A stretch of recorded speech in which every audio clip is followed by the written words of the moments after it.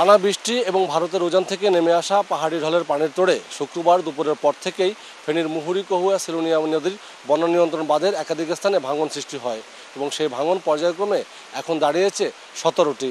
এই 17টি ভাঙা অংশ দিয়ে অব্যাহতভাবে যে পানি প্রবেশ সেটি কিন্তু অব্যাহত রয়েছে। সেই পানি প্রবেশের ফলে একের পর এক নিম্নাঞ্চল প্লাবিত হচ্ছে।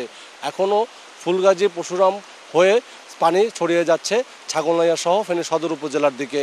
এই সকল কারণে শতাধিক গ্রাম প্লাবিত হয়েছে বলে সংশ্লিষ্ট সূত্রগুলো জানিয়েছে। বন্ধ রয়েছে ফেনীর সাথে ছাগলনাইয়া এবং ফেনীর সাথে ফুলগাজী পরশুরামের সড়ক যোগাযোগ, কারণ বেশিরভাগ জায়গায় পানি উঠে তা যান চলাচলের অনুপযোগী হয়ে পড়েছে। ভারতের পানি আয় আমরা সব শেষ, মাছ আসিল মাছ সব শেষ, ঘর দুয়ার সব শেষ। পানির লেভেল গত 40 বছরের রেকর্ড ব্রেক করেছে। আমাদের সীমান্ত থেকে যেটা 2 কিলোমিটার আপে রয়েছে, পানি নেমে গেলে প্রয়োজনীয় ব্যবস্থা গ্রহণ করবে।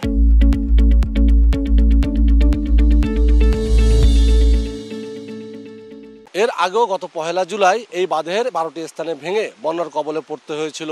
মাত্র 1 মাসের ব্যবধানে আবার দ্বিতীয় দফায় বন্যার কবলে পড়ায় অনেকটা বিপর্যস্ত তাদের জীবনযাপন।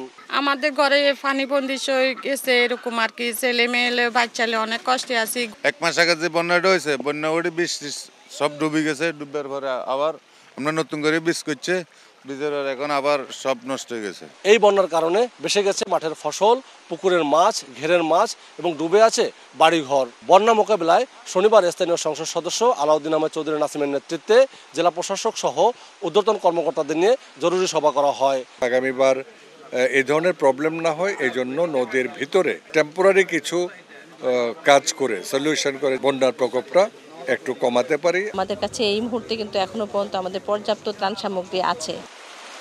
এবারের বন্যায় এমন প্রায় 15,000 পরিবার পানিবন্দী হয়ে পড়েছে। আর স্থানীয়রা এভাবে বছরে একাধিকবার বন্যার কবলে পড়ে দুর্বিষহ জীবনযাপন করতে হয়। তাদের দাবি কোনো ত্রাণ নয়, তারা চান এই বাঁধ ভাঙার স্থায়ী সমাধান। আতিয়ার সজল, সময় সংবাদ, ফেনী।